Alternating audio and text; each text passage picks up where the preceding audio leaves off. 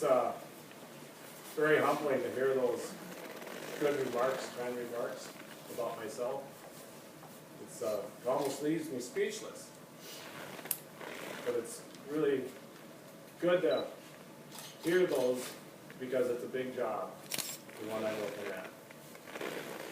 I emailed my 12 other siblings the other day, and I said I was doing this announcement this morning.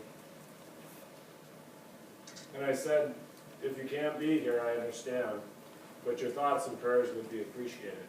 And quite a number of them have sent a message back that they would keep me in their thoughts and prayers. I believe that's one of the important things that it takes to take on an endeavor like this, and I'm going to do my best running this race, and if I'm fortunate to get elected, I will do my best to represent each and every one of you and what your opinions are and what your needs are in Madison. Well, I'd like to thank everyone for coming this morning. I want to share a little story quick before I get started with what I was going to say with you folks. Dan and I have lived here for many years now on the farm. And actually, we just recently moved to the house just down the road where my parents live. But we have most of our things are up here that are outside the house. And this is one of mine in back here. And this is one of Pat's. A little story about the buggy.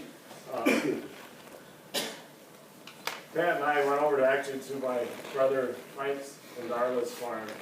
It was up in an old red machine shed. The buggy was up in the rafters, and it was a Sunday morning after church.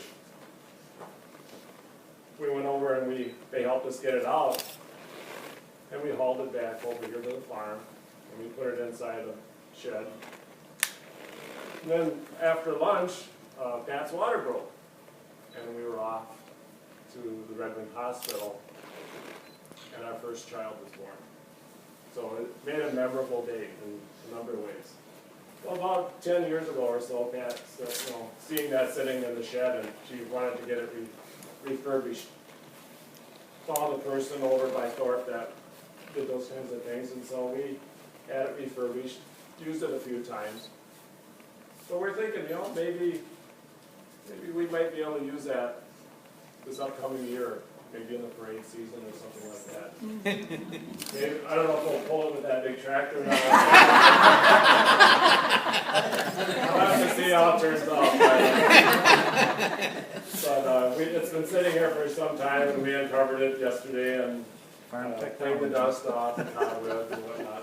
But it looks pretty nice, and it's a nice contrast to the red. So.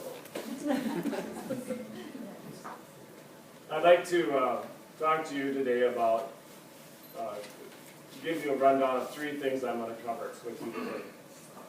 I'm going to tell you why I'm running, what are the main issues that I'm hearing from the people that are concerned to them, and what's in it for you as constituents, you as voters out here. I'm running because I really care about our community. I care about what's going on at our state level, and I'm also concerned about what's going on at the national level. I feel I can have an impact on the state level by running for this office because it's important what we do today about our children's future and our grandchildren. Many of us have grandchildren and children. And what kind of world are we going to leave them if we don't take steps that we can improve what's going on in our country? And I think there's another thing that's at stake. It's our freedom of choice. If the more we allow government to control our lives, the less choice and freedom we're going to have. So we have to ask ourselves, what direction do we want to go in this country? What are some of the main issues? There's 5 of them. I hope I can remember all of them without a little note card. But first of all, one of the main concerns is jobs in this country and in our communities.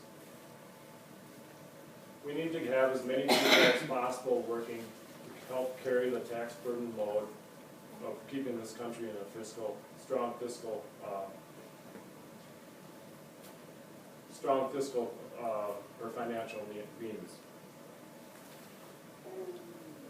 And by getting more people working, we need to have an environment that actually allows jobs, people that want to build something, people that want to produce, whatever the case is. Get them to where they want to start up a business and get those jobs available. But I'm also concerned to the point that I don't want to sacrifice our environment at the cost of a job.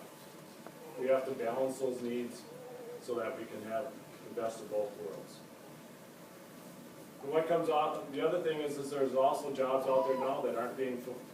And why is that?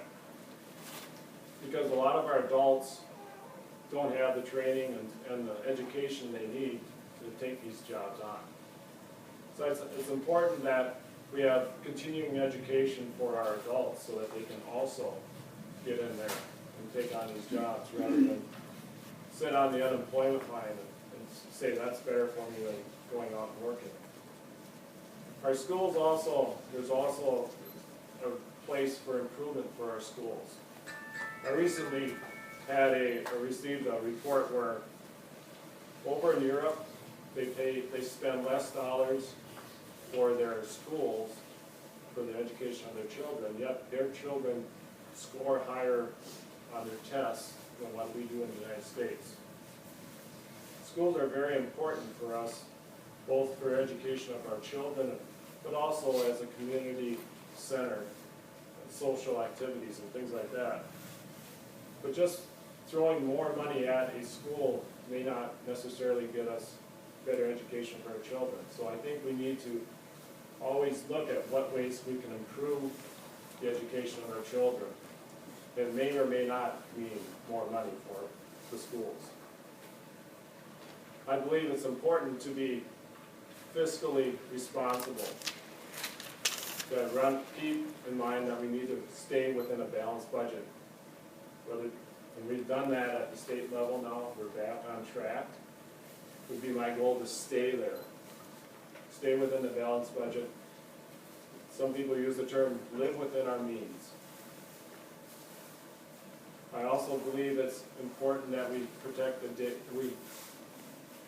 dignity and the protection of all human life. No one out here is more special than anyone else. From the smallest of forms of our human life to our elderly generations. They're all as equally important, and I believe it's important to protect them. And finally, the last one, what was that one? Less government intrusion in our lives.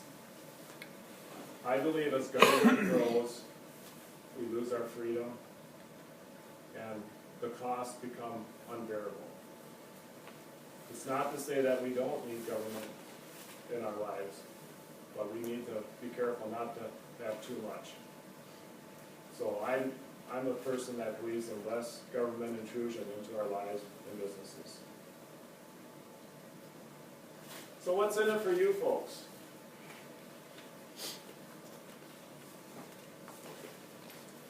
You have an opportunity to make a choice in a little over a year from now. Who do you want representing you for the 31st Senate District? Do you want someone that really cares about your community? Do you want someone that wants to have freedom you want to have freedom of choices as we move down the road? Do you want someone that's going to watch the level of taxation that's happening?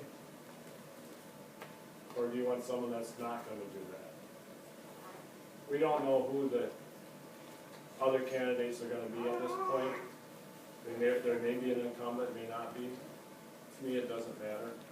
I'm running because I want to take on this challenge of representing you and all the other people in this district. I think there's a lot at stake. And so